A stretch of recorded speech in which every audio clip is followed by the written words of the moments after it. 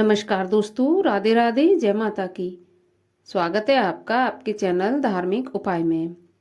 आज के वीडियो में आप जानेंगे कि माघ मास के शुक्ल पक्ष की एकादशी, जिसे कि हम जया एकादशी के नाम से जानते हैं, वो कब है और इसका शुभ मुहूर्त क्या रहेगा, पूजा विधि क्या रहेगी और पारण का समय क्या रहेगा। इस सब के बारे में हम आज के इस वीडियो में जानेंगे। तो बने रहिए वीडियो में आखिरी तक। और यदि वीडियो अच्छा लगे तो वीडियो को लाइक अवश्य कीजिए, शेयर कीजिए और चैनल को सब्सक्राइब कीजिए। साथ में बेल आइकन को भी प्रेस कर लीजिए ताकि मेरे आने वाले वीडियो के नोटिफिकेशन आपको सबसे पहले मिल जाएं। तो चलिए अब जानते हैं एकादशी के बारे में। तो देखिए, हम सब जानते हैं कि साल में टोटल 24 एकादशी होती हैं, अधिक मास को मिलाकर होती हैं 26 एकादशी। और हर एकादशी का महत्व अपना अलग अलग होता है। शुक्ल पक्ष की एकादशी अलग होती है, कृष्ण पक्ष की अलग होती है। तो माघ मास के शुक्ल पक्ष में एकादशी को हम जया एकादशी के नाम से जानते हैं। जैसा कि हम जानते हैं कि एकादशी के व्रत में यदि मैं नियमों की बात करूं तो नियम पालन हमें दशमी की तिथि से करना होते हैं। दशमी की तिथि को हमें सूर्यास्त के बाद भोजन नहीं करना चाहिए, नमक और अन्न का सेवन नहीं करना चाहिए, तामसिक भोजन का त्याग करना चाहिए, प्याज, लहसुन, मसूर दाल, बैगन, इन सब का त्याग हमें कर देना चाहिए। इसके बाद अगले दिन हमें एकादशी वाले दिन पूरे एकादशी व्रत के नियमों का पालन करते हुए एकादशी व्रत को संपन्न करना चाहिए। अब यदि मैं एकादशी व्रत के नियमों की बात करूं, पूजा विधि की बात करूं, तो देखिए, एकादशी के दिन हमें सुबह ब्रह्म मुहूर्त में उठने के बाद में अपने नित्य कर्मों से निवृत्त होने के बाद भगवान श्री हरि विष्णु के सामने हाथ में जल लेकर और तुलसी पत्र लेकर संकल्प करना चाहिए व्रत का। इसके बाद हमें भगवान श्री हरि विष्णु का पूजन किया जाता है। इसमें तो भगवान श्री हरि विष्णु का पूजन हमें पीली चीजों से अवश्य करना चाहिए। पीले फूल होना चाहिए, पीले वस्त्र, पीले मिठाई, जो भी आप रख सकें अपनी श्रद्धा अनुसार, तो आपको पीली चीजों से भगवान श्री हरि विष्णु का पूजन करना चाहिए।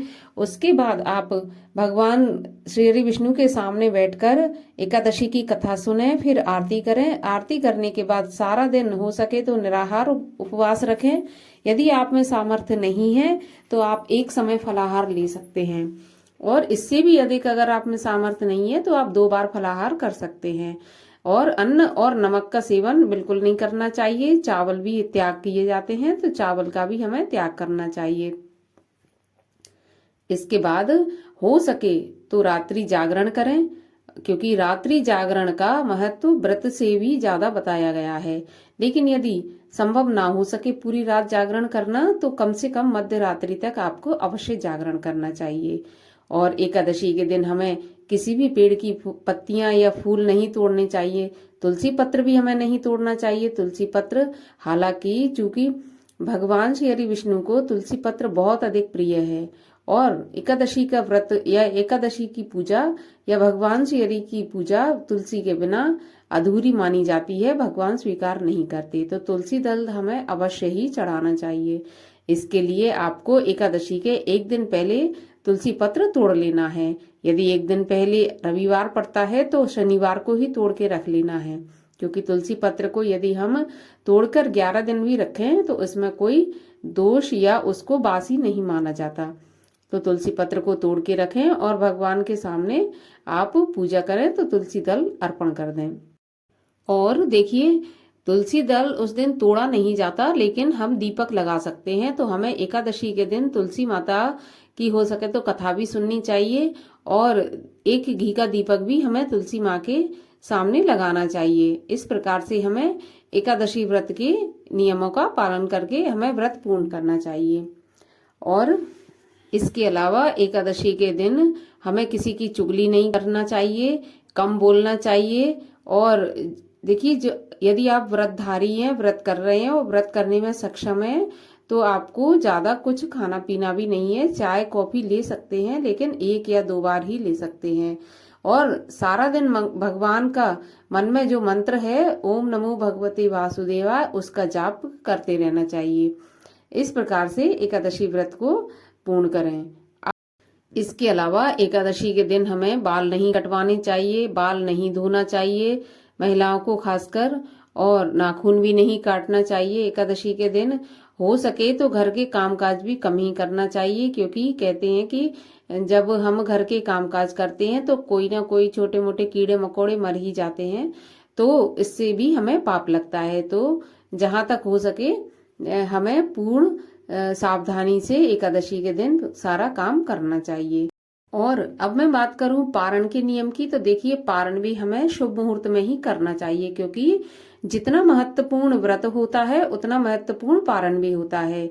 भगवान तभी स्वीकार करते हैं जब शुभ मुहूर्त में पारण किया जाए। पारण हमें सबसे पहले जल और मुख में तुलसी दल डालकर करना चाहिए। उसके बाद हमें द्वादशी वाले दिन भी शुद्ध और सात्विक भोजन करना चाहिए, और तभी इसका व्रत पूर्ण माना जाता है एकादशी का। द्वादशी के दिन पारण करने से पहले हमें दान दक्षिणा अवश्य निकाल देनी चाहिए। हो सके तो किसी ब्राह्मण को भोजन करा दें, यदि संभव नहीं है तो ब्राह्मण को कच्चा भोजन दे दें, जैसे जिसको कि हम सीधा कहते हैं, वो भी हम दे सकते हैं। और व्रत खोलने के पहले हमें कुछ उसमें दक्षिणा भी डाल देनी चाहिए सीधे में, क्योंकि दान अलग चीज होती है, दक्षिणा अलग होती है, और बिना दक्षिणा के कोई भी दान या पूजा पाठ संपन्न नहीं माना जाता है। तो दक्षिणा पंडित जी को अवश्य दें। अब आइए जान लेते हैं कि एकादशी तिथि कब शुरू होगी और कब समाप्त होगी। तो देखिए 19 फरवरी 2024 को सुबह 8:50 से शुरू होगी, और 20 फरवरी 2024 को सुबह 9:50 पर एकादशी तिथि समाप्त हो जाएगी। तो उदया तिथि के अनुसार हमें वर्ष 2024 में जया एकादशी 20 फरवरी दिन मंगलवार को रखना होगा। और आइए अब जानते हैं कि पारण का शुभ मुहूर्त क्या रहेगा। तो देखिए पारण का समय रहेगा 21 फरवरी 2024 को सुबह 6:54 से और सुबह 9:10 तक। इस समय में हमें अपने व्रत का पारण कर लेना चाहिए, तभी व्रत पूर्ण माना जाएगा।